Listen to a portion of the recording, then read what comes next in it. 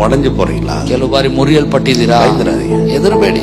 உங்களுக்கு ஒரு ಆறுதல் ಏರ್ಪಡುತ್ತೆ ದೇವನೇ. ನಿಮಗೆ ಆದರಣೆ ಪಡಿಸಲು ದೇವರಿದ್ದಾರೆ. ಕಣ್ಣೀரை ಕಾಣ್ಗಿರೋ ದೇವನು ಕಣ್ಣೀರನ್ನು ಕಾಣುವ ದೇವರಿದ್ದಾರೆ. அந்த தீங்கு மத்தியில நிக்கிறீங்களா? ಆ ಕೇಡಿನ ಮಧ್ಯೆ ಇದ್ದೀರಾ?